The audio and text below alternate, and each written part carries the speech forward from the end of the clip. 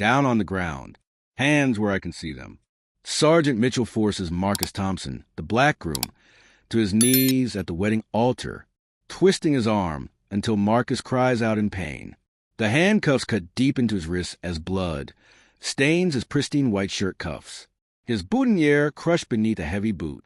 3 white officers burst into Meadowbrook Church at exactly 4:42 p.m. 163 guests sit frozen in disbelief. Captain Reynolds announces the charges with deliberate volume: fraud, document falsification, conspiracy to defraud Pinewood County. Marcus's elderly mother faints in the 3rd row. His bride shrieks in horror. Then Reynolds notices something that makes him pause. Chief Daniel Crawford, the county police chief, stands just 15 feet away in the center aisle, escorting the bride toward the altar.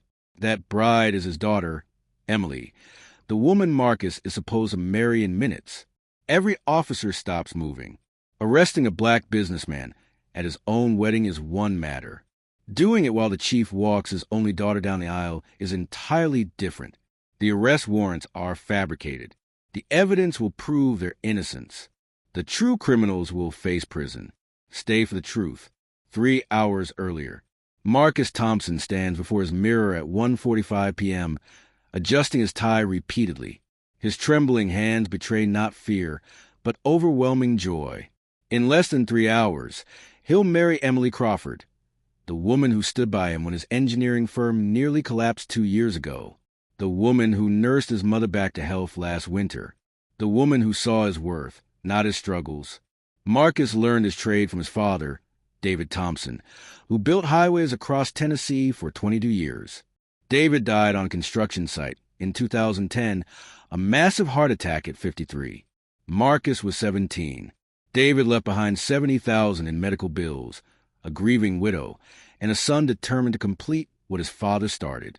16 years later, Marcus operates Thompson Construction from a modest storefront in Pinewood's East District. For years in business, 6 loyal employees, every permit properly filed, every inspection passed on the first attempt. At 35, he's achieved the life his father envisioned but never experienced. His mother, Catherine, is 69 now, silver-haired, weary-eyed, but spiritually strong. Marcus eliminated her medical debt in 7 years, working 90-hour weeks at another firm before launching his own company. Every Sunday, they occupy the same church pew his father once did. Every Thursday evening, Marcus repairs whatever broke in her home that week. She calls him her blessing. He calls it honoring his father. Emily Crawford teaches 2nd grade in Oakdale, 12 miles north of Pinewood. 28 years old, gentle with struggling students, firm with lazy ones. She met Marcus 2 years ago at a county planning meeting about a new community center, the room filled with contractors and politicians. Marcus spoke passionately for 30 minutes about wheelchair access, sight lines for shorter children, natural lighting for students with sensory processing issues. Most attendees scrolled through phones. Emily filled pages in her notebook. Afterward, she approached him in the parking lot with questions about accessibility standards. He answered for 15 minutes. She asked about inclusive design principles. He talked for 30. They shared coffee at the cafe across the street, then dinner the next Saturday, then 2 years of building a future together. What her teaching colleagues don't know: her father is Chief Daniel Crawford. She never mentions it at school. Goes by Miss Crawford in the classroom, pays rent from her teaching salary, drives her own vehicle, a 12-year-old Toyota. She lives in a small apartment with plants on every windowsill. I need to be recognized for my work, she told Marcus on their 4th date, not for who my father is. Marcus respected that then, still respects it now. Chief Daniel Crawford has served in law enforcement for 34 years. Started as a patrol officer in 1990. Fresh from military service, rose through patrol, detectives, administration, and eventually chief of police. His department maintains a solid reputation throughout Tennessee. Professional, ethical, scandal-free. His wife died 8 years ago. Cancer. 16 months from diagnosis to burial. Emily is his only child. He's protective but never overbearing. He met Marcus after 9 months of dating, invited him for dinner, grilled steaks, ask probing questions about his business, his plans, his intentions.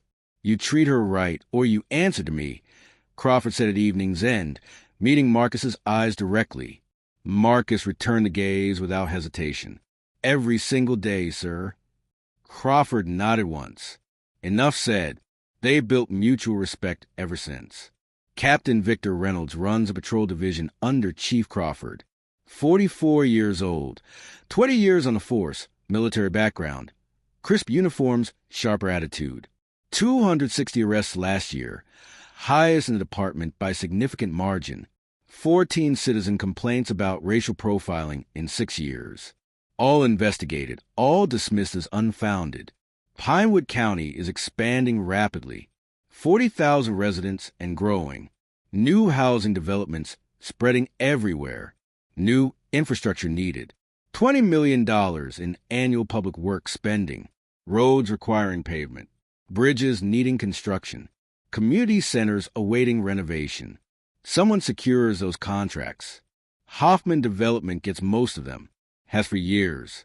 Robert Hoffman is 57, third-generation contractor. His grandfather built Pinewood's first hospital in 1955. His father constructed the county administration building in 1980. Robert has built everything else since. Between 2020 and 2025, Hoffman Development won 63 contracts out of 70 total county projects. 90%, $14 million. His company's revenue jumped from $2.4 million in 2019 to $10.2 million in 2025. Dominance. Monopoly. Nobody defeats Hoffman. Until June 2024. The county announces competitive bidding for the Pinewood Community Center renovation. Substantial project. $2 million. Expected duration. 13 to 15 months. Marcus spends 4 weeks preparing his proposal. Detailed specifications, itemized costs, realistic timeline, quality assurances, local workforce commitments, minority-owned business advantages. He submits $1.85 million, 12 months guaranteed. Hoffman submits $2.3 million, 15 months. June 3rd, Marcus received the email. Subject, contract award notice. Body, congratulations. Your proposal has been selected. He won. Scored 96 out of 100. Highest score in Pinewood County history. Hoffman scored 79. Marcus tells his mother over Sunday dinner. She weeps into her napkin. Baby, your daddy is watching from heaven. So proud. What Marcus doesn't notice. Captain Reynolds drove past his office 4 times that week. Slow passes. Watching. Studying. The wedding day. June 15th arrives scorching hot. 94 degrees by noon. Meadowbrook Church struggles with air conditioning. The ceremony is scheduled for 4:30 p.m. 163 guests confirmed. Chief Crawford puts on his Navy suit at 3:15 p.m. civilian clothes today. No badge, no weapon, no radio. This is family time, father time. For miles across town, Captain Reynolds puts on his dress uniform at 3:20 p.m., checks his service weapon, polishes his badge until it gleams, reviews the warrant one final time, briefs 3 officers in his driveway, Mitchell, Cooper, Stevens. We enter at 4:42 p.m. maximum witnesses. Maximum impact. Make it memorable. 4:35 p.m. The music shifts. The processional begins. Emily appears at the back in trance, radiant in her white dress, arm linked with her father's. Chief Crawford in navy blue. No badge, no gun, just a father giving away his daughter. They begin walking. Traditional pace. 42 feet from door to altar. Emily's train whispers against polished wood. Crawford's face reveals everything a father feels. Pride, loss, love, the knowledge that after the day, she belongs to herself and the future. They're 18 feet down the aisle, nearly halfway. 4:37 p.m. Everything shatters. The side entrance doors explode open. For officers in dress uniforms stride in with purpose. Boots on hardwood, making sounds that don't belong in a church. Captain Reynolds leads. Officers Mitchell, Cooper, Stevens follow in formation. Badges reflecting light. Gun belts visible. Handcuffs visible. Wrong. All wrong. Murmurs ripple through the guests. What's happening? Are those police? Is there danger? Emily's grip tightens on her father's arm. They're 20 feet down, exactly halfway. Chief Crawford's head turns toward the disruption. Confusion. Recognition. His department. His officers. What are they doing here? Reynolds marches straight toward the altar. Doesn't pause. Doesn't acknowledge the chief, though he must see him. Eyes locked on Marcus Thompson, the groom standing at the altar. They reach the altar in 18 seconds. Fan out in semicircle. Intimidation formation. Marcus Thompson. Reynolds' voice carries the back row. You're under arrest for fraud, falsifying official documents, and conspiracy to defraud Pinewood County. The chapel erupts, gasps, shouts. No, this can't be happening. Not now. Reynolds pulls out a card, reads Miranda rights louder than necessary, ensuring every witness hears every word. Marcus tries to speak. There must be some mistake. I haven't. Reynolds talks over him, louder, more forceful. Officer Mitchell steps forward, handcuffs already out. Turn around, hands behind your back. Emily, still 20 feet away with her father, breaks free, runs forward. Dad, that's Marcus. Stop them. Crawford's voice is quiet, confused. Wait, just wait. But Emily keeps running. He didn't do anything. You're the chief. Make them stop. Mitchell grabs Marcus's shoulder roughly, spins him around. Marcus stumbles. Mitchell grabs his wrist, yanks it behind his back. Hard. The handcuff closes with metallic finality. Click. Then the second wrist. Click. On your knees, boy. Mitchell doesn't wait. Shoves Marcus down. His knees hit hardwood with a sickening thud. His boutonniere falls. Mitchell's boot crushes it. Should have known your place, boy. Catherine Anderson stands in the third row. Her hand goes to her chest. Her face goes pale. She collapses into the pew. Guests rush to help. Someone call an ambulance. Reynolds holds up the warrant like a trophy. This is signed by Judge Richard Hoffman. Dated today, time-stamped 2:51 p.m. Everything here is legal. Then he turns around. Chief Daniel Crawford stands in the middle of the aisle, 20 feet away. His daughter has run forward. The ceremony is shattered. Crawford's face is carefully controlled, but his eyes tell a different story. Chief Crawford, sir. 10 seconds of absolute silence. Crawford's eyes move methodically. From Reynolds' face to Marcus, on his knees to the handcuffs, to his sobbing daughter to the warrant. In the middle of a wedding ceremony, Crawford's voice is dangerously quiet.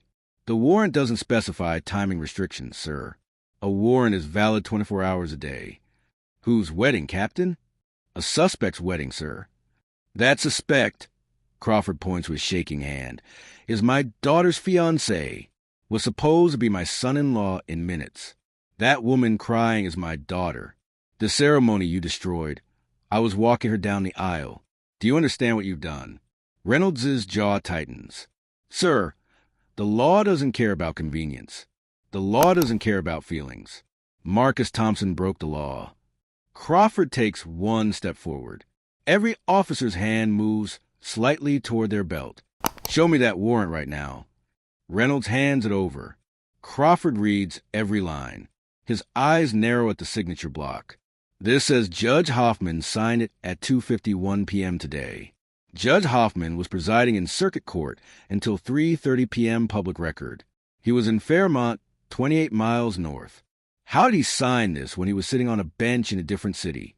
Sir, respectfully, I'm not responsible for judicial scheduling. My job is to execute valid warrants. Crawford folds a warrant slowly. Marcus Thompson will surrender himself Monday morning, 8 a.m. sharp. County jail. You have my word. Reynolds doesn't back down. With respect, sir, I have my orders. The warrant is signed. It's legal. I'm taking him into custody right now. Orders from whom? From the district attorney's office. From the warrant itself. Same law you swore to uphold, sir. The standoff lasts 5 seconds. Chief and captain. Authority versus authority. Crawford steps aside. Barely. This isn't over. Reynolds nods to Mitchell. Load him up. They march Marcus down the aisle. 42 feet from altar to exit. The same path Emily just walked. Guests line both sides. Some crying. Some recording. Some staring in shocked silence. Catherine is being attended to. She's conscious but broken. Seeing her son handcuffed at his wedding destroyed something fundamental. Marcus passes people he knows. Mr. Chun from church, his old supervisor who wrote his first reference, the county librarian who congratulated him on winning the bid, contractors he's worked with. Their faces show everything: shock, confusion, pity, fear. Emily runs alongside, wedding dress dragging through scattered rose petals. Dad, do something. You're the chief. But Crawford stands frozen, watching his department humiliate his daughter. They reach the doors. Afternoon sunlight streams in. The patrol car sits 30 feet away. Reynolds opens the door. Mitchell pushes Marcus's head down, shoves him into the back seat. The door slams. 4:54 p.m., 20 minutes after the arrest began, the patrol car pulls away. Marcus watches through the rear window as the church recedes. Emily collapsed on the front steps, white dress pulled around her. Her father standing over her, not touching, not comforting, just standing. The wedding that never happened becoming smaller until the car turns a corner and it vanishes. The aftermath. By 5:20 p.m., the first video uploads to social media. Posted by Emily's cousin on Instagram and TikTok simultaneously. 19 seconds of shaky footage. Shows officers entering. Shows Marcus on his knees. Shows handcuffs clicking. Caption: they arrested the groom at his own wedding. Pinewood County, Tennessee. The narrative splits immediately. This is exactly what they do to successful black men. Can't stand to see us win. There must be evidence. Police don't arrest people for nothing. That's the chief's daughter. Why didn't he stop it? That warrant is fraudulent, and everyone knows it. Marcus sits in holding cell C4 at Pinewood County Jail. Still in his tuxedo, blood dried on his wrists. They took his belt, shoes, tie, watch. Left him with shirt and pants. The cell is 8 by 10 feet. Concrete walls painted institutional beige. 6:35 p.m. A corrections officer brings him a phone. One call, 5 minutes maximum. Marcus calls Emily. She answers instantly. Marcus, oh God, are you okay? His voice cracks. I don't understand any of this. I filed everything correctly. I know you did. My dad is making calls right now. We were supposed to be married right now. Silence. Then Emily sobs. Full breakdown. Marcus closes his eyes. I'm going to fix this. Don't promise that. Just stay safe. The guard taps his watch. Time's up. Outside the jail, media arrives. 3 news vans by 7 p.m. reporters setting up. The story is too perfect. Sheriff's daughter's wedding interrupted by arrest. Black groom. White officers. Video everywhere. Corruption allegations. Racial profiling questions. Human interest. Legal drama. Channel 8 leads with it at 7:30 p.m. Breaking news from Pinewood County. A wedding turned into an arrest scene this afternoon. By 9 p.m., the story jumps to national news. CNN picks it up. MSNBC covers it. Fox News mentions it. Everyone has a take. Social media explodes. Hashtag Pinewood Wedding trends nationally by 9:45 p.m. For million views by midnight. The videos loop endlessly. Marcus on his knees. Emily screaming. Catherine collapsing. Crawford frozen. The investigation. Sunday morning, June 16th. Marcus has been in custody 15 hours. 8 a.m. Judge Patricia Wells's chambers. She reads the warrant carefully. Checks the circuit court calendar on her computer. Her expression darkens. Judge Hoffman was definitely in Fairmont presiding over the Henderson case from 2 p.m. to 3:30 p.m. on June 15th. Public record. She looks at Captain Reynolds, summoned to explain. Captain, explain how Judge Hoffman signed this warrant at 2:51 p.m. when he was on the bench 28 miles away. Reynolds doesn't waver. Your Honor, I received this warrant from the DA's office through standard channels. The signature verification process isn't my responsibility. The validity of your arrest is absolutely your responsibility. Chief Crawford speaks from near the door. Your Honor, I'm formally requesting Marcus Thompson's immediate release. This arrest was based on a fraudulent warrant. Assistant District Attorney Karen Phillips objects. Your Honor, even if the timestamp is incorrect, the underlying charges remain valid. For what specifically? Marcus's attorney, Robert Davis, interrupts. What exact information did he allegedly falsify? Phillips hesitates. That's part of our ongoing investigation. You can't disclose because it doesn't exist. Davis slides a folder across the table. Here's every document Marcus Thompson submitted. Every permit, every certification, every financial disclosure. All verified by the county's own evaluation committee. All legitimate. I had a forensic accountant review everything last night. No irregularities. Judge Wells reviews the documents. 10 full minutes of silence. Finally, she looks up. I'm releasing Mr. Thompson on his own recognizance effective immediately pending full investigation into how this warrant was generated. 9:20 a.m. Marcus walks out into bright Sunday morning sunlight. Davis and Crawford wait by the entrance. Emily is there too. She runs, throws her arms around him. They hold each other for a long time. Crawford approaches slowly. Marcus, I'm sorry. This should never have happened. Marcus looks at him. It's not your fault, sir. It happened in my department. That makes it my fault. I'm going to fix it. The truth emerges. Monday, June 17th, investigative journalist Rachel Martinez sits at her desk at the Pinewood Tribune. 17 years investigative journalism, 3 major corruption exposés. She watches the wedding arrest video again. Something's very wrong. She files public records requests. Gets county contracts data. By Tuesday, spreadsheet shows 70 contracts awarded since 2020.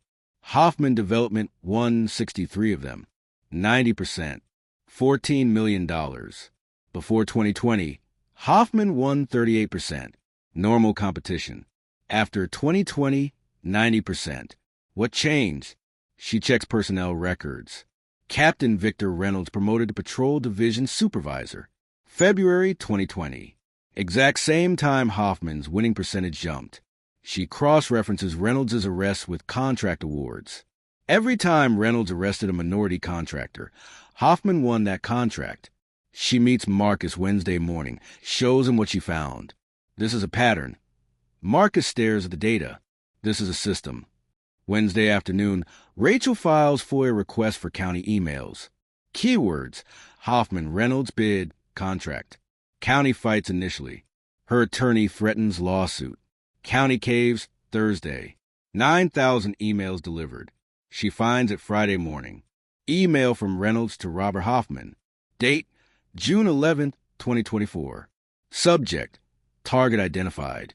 Body, Thompson Engineering scored 96 out of 100. Too high. Need to expedite usual process. Second email, June 13th. Warrant request filed. Judge Hoffman handling. Friday ceremony for maximum impact. Third email, June 14th. Everything set. 4:42 p.m. tomorrow. Make sure your crew available for community center project. Start July 1st. Rachel's hands shake. This was planned. Coordinated. Premeditated conspiracy. Saturday. She contacts civil rights attorney Lisa Monroe. Shows the emails. Monroe's face hardens. This is criminal conspiracy. We need Reynolds' financial records. Monday, Monroe files. Marcus Thompson versus Victor Reynolds, Hoffman Development, Pinewood County. The emails become public record. Story explodes again. Discovery produces Reynolds' bank records Thursday. 9 deposits. Offshore account. $48,000 each. Total, $432,000. Every deposit within 2 weeks of Hoffman winning major county contract. Rachel publishes Friday. Captain took $432,000 in bribes to target black contractors. 400,000 views in 7 hours. Chief Crawford reads the article, sees the evidence. his department, his responsibility. He calls FBI Memphis Field Office. I'm reporting corruption in Monday, August 5th, County Commission emergency hearing. 300 seats, 500 people show up. Marcus speaks first about 6 black contractors targeted for success.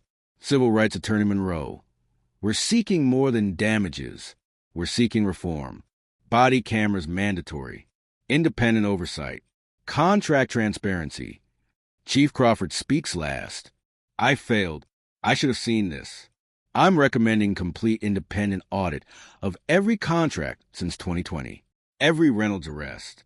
Every Hoffman warrant. Burn it down. Rebuild it right. The commissioners vote. Motion for federal investigation? Yes. Police reform? Yes. Contract review? Yes. 6 unanimous votes.